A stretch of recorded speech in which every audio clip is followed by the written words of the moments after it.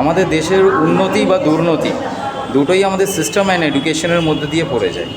তো এখন দেখা যাচ্ছে দেশের মধ্যে এডুকেশন সিস্টেম বা কোনো রকমের ডেভেলপমেন্ট নিয়ে কথা হচ্ছে না, সেখানটা শুধু চলছে ডিম ছোড়াছড়ি, ডিম কাকে মারছে না মারছে, কে চোর, কোন স্কুলে কলেজে কি পাওয়া যাচ্ছে সেই সব নিয়ে চলছে। তো এইটাকে নিয়ে কি বলবো?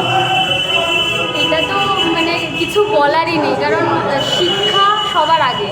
শিক্ষা যেখানে প্রপার থাকবে সেখানে এইসব ডিম ছোড়াছড়ি বা এই যে আমরা যা অরাজনৈতিক জিনিসপত্র চারিদিকে দেখতে পাচ্ছি, সেখানে শুধু সাধারণ মানুষ না, শিশুরাও ইনভলভ হয়ে পড়ছে।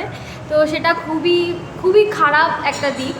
তো এটা ঠিক করার জন্য তো অবশ্যই শিক্ষা, যেটা একদম ছোট থেকে আমাদের দরকার, সেটা ঠিক করা। শিক্ষা ব্যবস্থা, তার সাথে স্বাস্থ্য ব্যবস্থা, মানে একদম বেসিক সমাজে চলার জন্য বেসিক যেই ব্যবস্থাগুলো সাধারণ মানুষের দরকার পড়ে, সেই জায়গাগুলো এতটাই নড়বড়ে হয়ে পড়েছে এবং মানুষ এতটাই মানে বিধ্বস্ত হয়ে পড়েছে এই সমস্ত বিষয়ে যে এখন তার বহিঃপ্রকাশ এভাবে আসছে।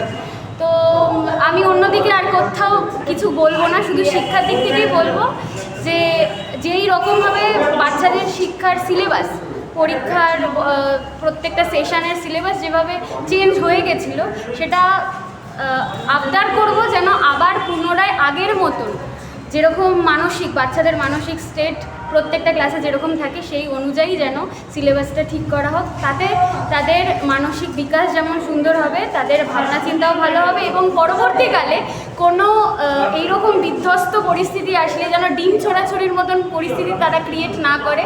তারা একদম প্রপার শিক্ষিতরা যেভাবে আন্দোলন করে সেইভাবেই যেন চলতে পারে, এই শিক্ষাটুকু সমস্ত বাচ্চাদের এখন থেকেই দেওয়া আছে।